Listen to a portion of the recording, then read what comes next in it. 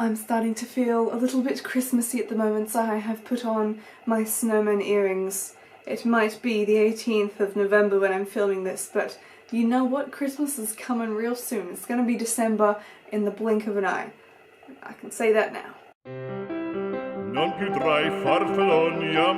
Hi guys, my name is Kirsty and welcome to Upside Down Books. Today I am bringing you another book tag and I'm very excited. And as you saw in the title, it is the Doctor Who book tag. I have my Tom Baker scarf on and I am ready to go. I love Doctor Who, so you know, of course I had to do the book tag. It's actually really too hot to be wearing a scarf and be drinking tea, but we're going to embrace the Britishness for this video and we're just going to see how it rolls. I found this tag over at Becoming Bookish, which is a book blog.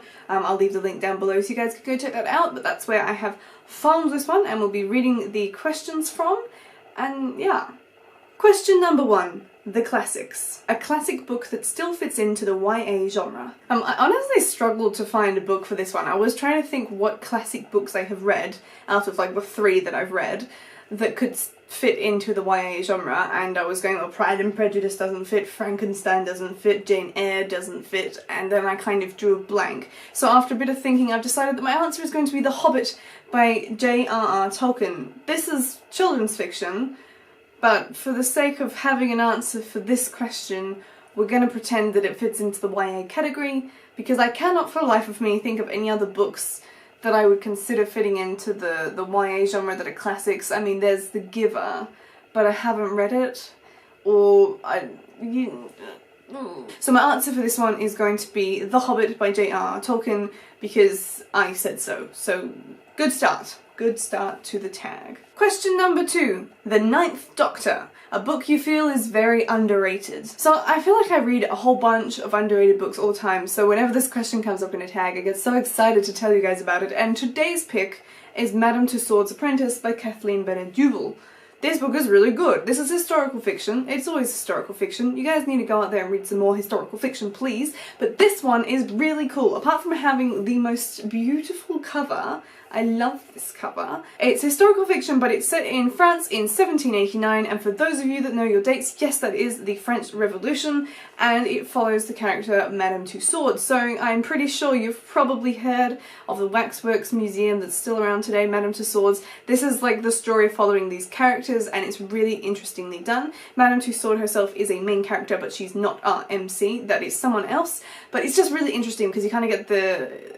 I don't know, I mean, who really ever thinks to write a book about the origins of a waxworks museum? Like, it's so different, it's really different, but it's actually a really fun read because you get a really weird perspective of the French Revolution and how it affects different people, particularly those who are running a waxworks museum. Look, just take my word for it, this book is really good and I really highly recommend it. Question number 3. David Tennant.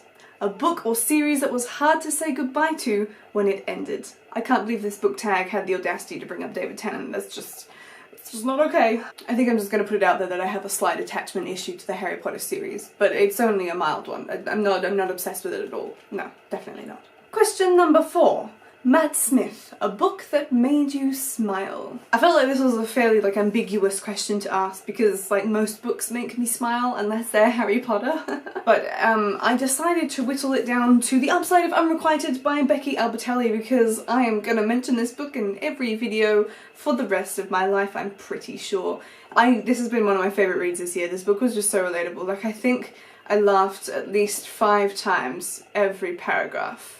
Question number 5. Rose and Hen. One of your ships that never sailed. When I first read that question, I was like, oh yeah, and then I was kind of like, oh yeah, and then I was not okay. But hang on, mild spoilers here for the Six of Crows duology, so if you haven't read the Six of Crows duology or you don't want to be spoiled for things that don't happen, then skip forwards like 5 or 10 seconds or whatever it is.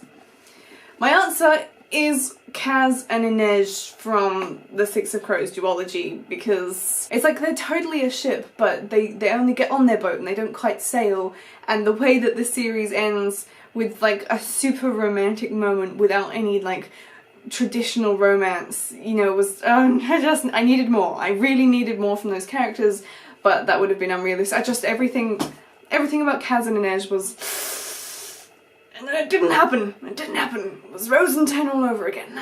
Question number 6. Weeping Angel. A book you blinked and then it was over. Being the relatively slow reader that I am, there are not too many books that I blink and they're over, particularly lately. But one book that I did absolutely fly through was Falling Kingdoms by Morgan Rose. I read this one in a day. I don't read books in a day. I don't read 400-page fantasy books in a day, in any case. Sometimes I do read Mr. Men books in one sitting. But this one was really good. I love this one. It was so addictive, and the short chapters and the many perspectives, it's just absolutely addictive to get through this book. So I ate this story. That's the only way to say it. I ate the story. Question number 7. Daleks. A book that you want to exterminate. There is forever only going to be one answer. No, I lied. There's forever only going to be 2 answers for these sorts of questions because I'm a pretty easy to please reader at the end of the day. But there are 2 books that have forever stuck with me as like the biggest disappointments of my life. And if you've been here a while, you probably know that that is Death of a Salesman by Arthur Miller, which is a play, but you know, or The Lost Honor of Katharina Blum. And I honestly think that out of the 2 of them, I would have to say The Lost Honor of Katharina Blum. Let's take a tangent. The reason that I don't like Death of a Salesman is because I had never seen the title written down, and when I was about 16, I think, I read the book, and I kind of looked at it and I went, oh, that's not the salesman I was thinking. In my mind, I was thinking a man who mans the sails on like a pirate ship, and I was so excited to read a book that was nautical and about sailing, and it just seemed like, yeah, there's gonna be pirates in this, it's gonna be great. And then it's about a depressed man who works in, like, sales. So I think you can understand why I was disappointed by that story. But yes, today we will be exterminating The Lost Honor of Katharina Blum. That damn boring book. Question number 8. Bow ties are cool. A bandwagon you jumped on early. Honestly, I'm never one of these people that jumps on the bandwagon early. I'm like always the person sprinting after them like 3 years down the track. I just never catch these things when they happen. So after like looking at all my books and trying to work out if there was anything I sort of read around the time when people were getting excited, I'm gonna have to pick the Throne of Glass series by Sarah J Maas. I'm just holding up the first 2 books because I can't be bothered holding up that whole series. That's a lot of effort. But I do distinctly remember back in the days before we even had the pretty covers, my friends reading Throne of Glass and being like, Kirsty, you gotta read this, you gotta read this one, read this book, it's so good, read the book, read the book, read the book, sending it to me, throwing it at me, beating me with the hardbacks, all of those things. No, but I didn't read it when they told me to, but I didn't know that I should have read it when they told me to. So maybe like a year later when things were starting to pick up and everyone's getting very excited, I finally read Throne of Glass. So I still read it, I guess, towards the start of the incline of Sarah J Maas's amazing career, but that's pretty much as close as I'm ever going to get to a claim to having jumped on a bandwagon early. I really don't think there's anything else. I got nothing. I got nothing. Question number 9. Run, you clever boy. And remember, a book with a clever plot twist that you didn't see coming. Okay, so like, you could literally pick any mystery book and that's me surprised. I'm very easy to surprise in the mystery department because I just don't ever see it coming. You should have seen me at the end of And Then There Were None by Agatha Christie, like, I was like, what just happened? My god, my brain, it's just so, whoa. But the book I'm actually going to pick, because the book I always pick when if anyone ever asked me what's my favourite plot twist, it was The 13th Tale by Diane Setterfield. I really need to buy myself a copy of this book. I loved it so much. If you've read this one, hopefully you share my complete dazzlementness of how crazy the plot twist is in this book. It's so unexpected. I did not see it coming at all. Like, it was absolutely like, what? And then it's all explained and you're like, how does this, my god, my brain, it's too much.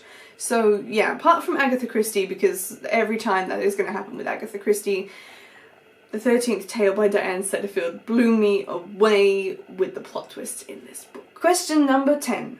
Raxacorico Falapratorius, a book with hard to pronounce names or titles. I feel like this should have been much easier than it was to come up with an answer to this one because there are so many books that you read and it's like, I don't really know what's going on. I was tempted to maybe pick Terry Brooks, but that wasn't so bad. So instead I'm going to go with the current bane of my life, which is Dragon Champion by E.E. Knight. Yes, I still haven't finished this book. I cannot finish this book. I'm like halfway and a bit through it and I just can't finish this stupid thing. But the names in this one, the names, good lord! What is Knight doing with the names in this book? Every dwarf I've met so far is literally 2 letters of the alphabet combined and written out phonetically. So like if it's E-D, it's written in a way that you're not, you know, I'm gonna find you an example. And do you know how long it took me to work that out? Because when they're written down you're going, yeah, okay, so there's a character called MD, right? Which is spelled E-M-D-E. And I'm sitting there going, MD, MD,